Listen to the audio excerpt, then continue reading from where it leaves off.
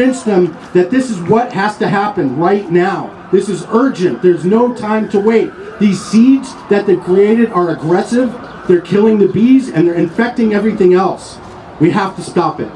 So I'm going to hand the microphone over now to Sierra. Sierra is going to sing to us and tell us some poems, and that's how we're going to get started. And we've got a lot of fun and interesting stuff today. I have one last comment, and that is that I believe that we don't have to be angry we have to be angry, but we don't have to express our indignation with anger. We can do it with creativity, with song and music and art, and I think that's a lot more effective way than doing anything else. But it's all for you, because I want those that are up on top over there and when it's on TV to say that this is a respectable movement. This is about every family from the ground up.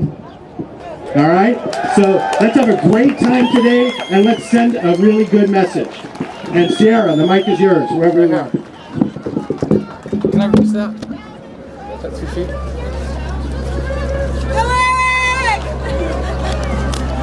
Hey everybody. You did? Yeah. Someone has to say reloaded. I'm watching it. Short song.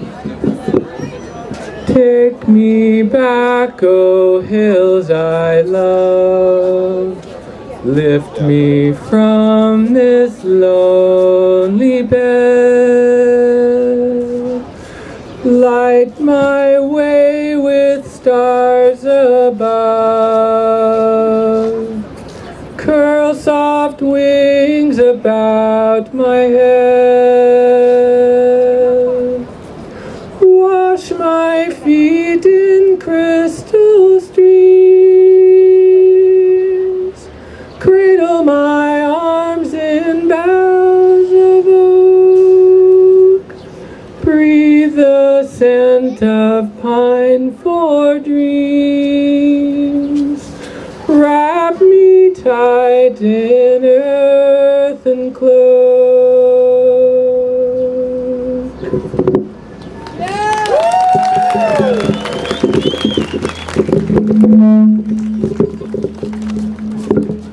Howdy folks. I sing that because when I go, I want to be in the ground and turn back into earth. I want to turn back into soil that something else can grow on. I don't want to leave lifeless soil someplace. And I think that we need to protect and preserve all of nature.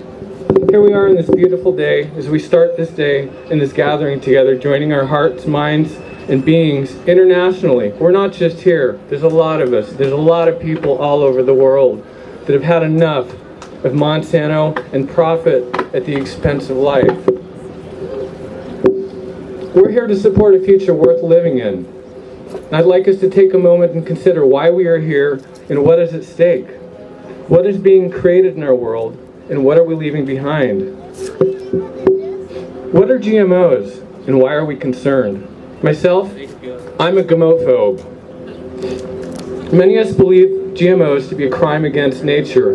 How can you patent a life or a seed, and how can anyone own the commons of nature, which rightfully belongs to all life? Some folks say that we need to focus on local issues and take care of local. I say global issues are local issues. Poisoning the air, water, and soil via GMOs, nukes, fracking, keystone tar sands, and other technologies which create far-reaching and virtually permanent toxic environments over vast areas of our very small and finite planet are local issues, and we create and demand much of it through our own consuming habits.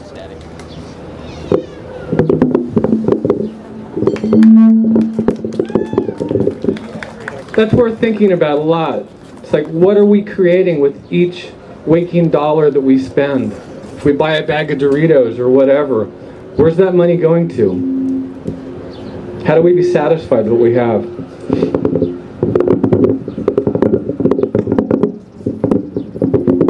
What if Chicken Little was really being overly optimistical? Sometimes I used to be lazy and have a bag of Doritos. I liked the taste. But no more will I buy any products which are known to contain GMOs. If we all do this with every purchase, yes, it may cost us more up front, but I can guarantee you the future may be worth living in. What's the real cost? And be vigilant. Don't support a snake in organic clothing. Get education on who owns which products and companies.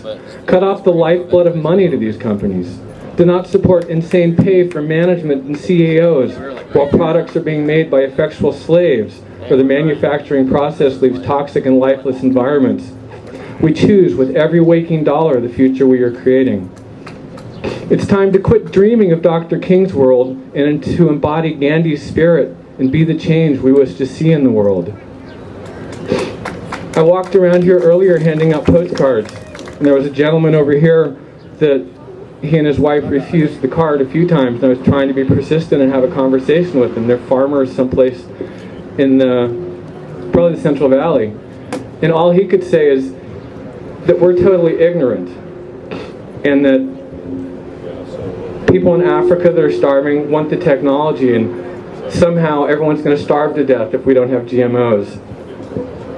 I couldn't really talk with him much. There was too much belief in the way. How do we have a conversation, or how do we challenge or even change each other's beliefs? Because there are people that believe that very strongly. It's hard. I told him, it's like, we'll see what happens, you know? We'll just see. Can we be more kind?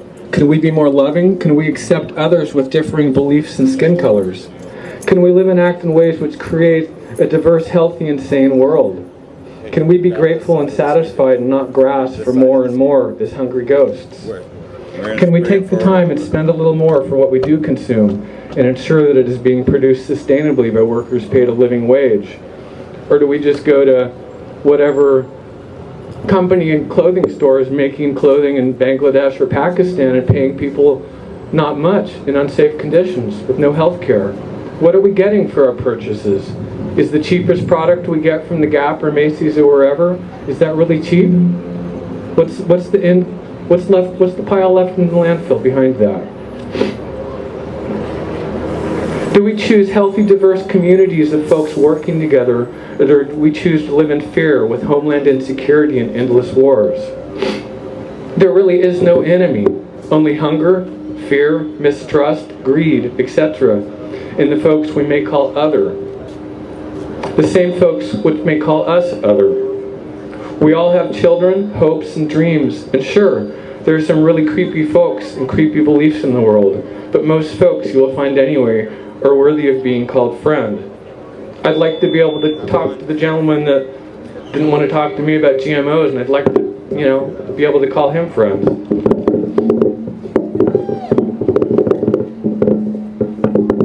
Are we here to have dominion and own and alter, or are we here to be stewards to work with and protect all of nature?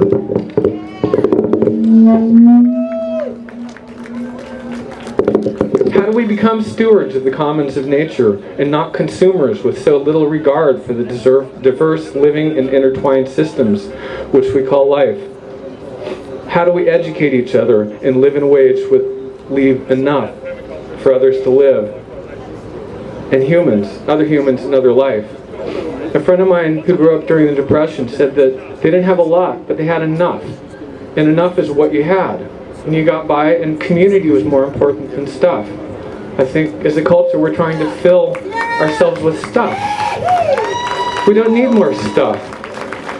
Any street corner I go by, it seems like there's piles of stuff with free signs on it. It's like, I saw a photo on the internet yesterday of flames engulfing what was labeled as a field of Monsanto GMO corn, which was burned by Hungary, a country in Europe which has a policy, laws, and rules against GMOs. I passed the photo along and added, may we kindle this wildfire and help it to grow and spread worldwide. And no, I do not wish to see actual flames and fire, but I do want to see the flames of determination, the flames of steadfastness, and the flames of love for all beings. Engulf our world. We need to kindle these flames within each other and not allow corporate or human greed to dictate policy which is destructive of the commons of nature. And the commons of nature do not belong to us. I'm sure that there will be other people speaking about the evil of Monsanto, of Agent Orange, of herbicides, such as Roundup and worse, which poison the air, water, and soil. People will be talking about GMO seeds and patents and the ownership of life by corporate persons, whatever they are. People will be talking about farmers committing suicide after being enslaved and indebted to corporate thugs such as Monsanto. How can you own life? How can you own or patent a seed? How can you make people buy seeds? I don't know. Some of us may have all the facts and the science, and some of us may just know in our gut that something is not right without being able to get out more than an angry grunt about the subject. Earth Day has come and gone for 43 years now, and how has our world changed in that time? Really, what day or instant is not Earth Day? There's a lot of talk about local. What does local mean in this global age of non-living slave labor wages and lunches and products shipped around the world? Oops, sorry, no air or soil left? Try again in a few 100,000 years? Just does not seem like an acceptable option. There is no planet B. We need to take care of and rebuild this planet, which is possible and it's doable, and it's going to take some work. A friend of a friend recently wrote, "I say this all by way of emphasizing the point. We live and die by our narratives. And the stories we tell ourselves as a culture are some of the most powerful forces on earth. What is our narrative as humans or as Americans? Is our narrative about the big house and consuming and having more stuff? Or is our narrative about having community and sharing and being creative, improving the soil? We can change this world with every waking dollar we spend, with every dollar we invest in and create the future. What are we buying, consuming, and supporting with any purchase we make? If enough of us refuse to support products made by Monsanto, or which entail endless wars, fracking, nukes, etc., they will go away. I'd like to end with just saying, take a second and just be quiet for a second and listen. What do you hear? Where are we? Look around. What do you see? What was here 50 years ago? What was here 100 years ago? What was here 250 years ago and before that, which didn't change for probably a millennium? Everything which is here now is local to somewhere, perhaps close by and perhaps not. And everything man-made or altered, which you can see, came from once living and diverse ecosystems. What is left of those ecosystems? How do we live and build within the living systems of nature and leave them living is the challenge. Thank you. Thank you, Sierra. Is made by mixing 1 gallon of white, 1 gallon of white organic vinegar, 1 teaspoon of organic dish soap, and a half cup of salt into a pump sprayer and apply it liberally onto the weeds just like Roundup. It's incredibly effective. With this simple... To just jump on your computer when you don't want it, and then you have to pay the company and you can't get it off your computer. You know how that works. So I kind of think about those people and those assumptions is they need to spend more time outdoors.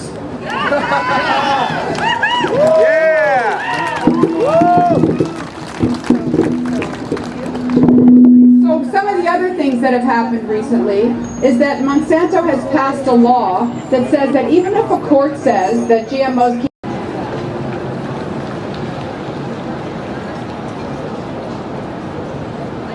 I'm thanking all of you again for coming out, and the crowd is so much bigger than it was 10 or 15, 20 minutes ago, which is awesome. So I want to remind everybody that one of our purposes here today is to demonstrate courage. So let us stand up, let us join hands, let us raise our voices, and let us march together. We will march today, we will march tomorrow, and we will march until we win. Thank you, San Francisco.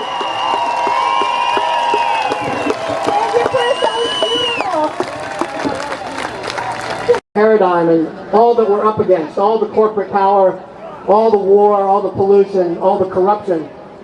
And the person said, how do we get out of this? What's going to save us? And he looked at the person and he said, we are the ones who we have been waiting for. All of us.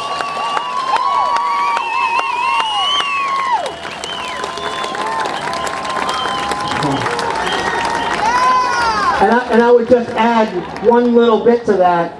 We are also the ones that Monsanto fears and should fear. That's right! That's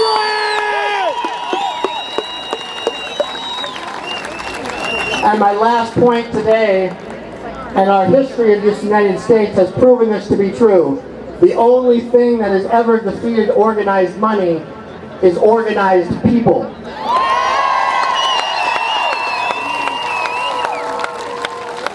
So here's the food freedom, food democracy, and a new food revolution. Thank you. Thank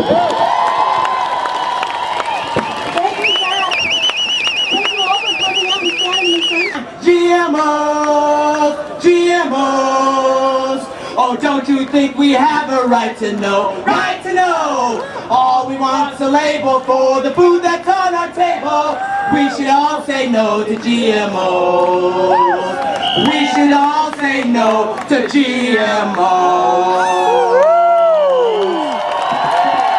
Yeah. Thank you very much, y'all.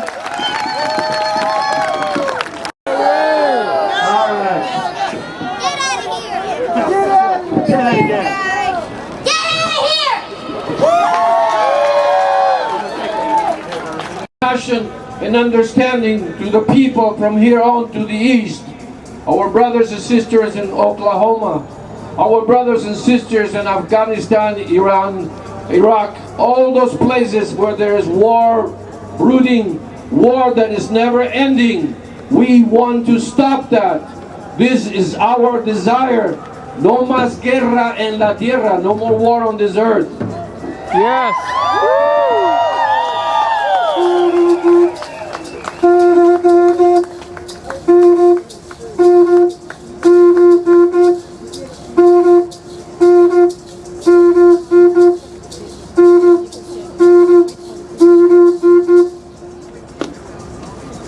The North.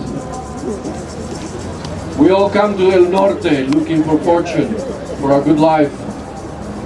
We, the people, we send love, compassion, and understanding to our brothers and sisters to the North, all the tribal groups that are struggling for their rights.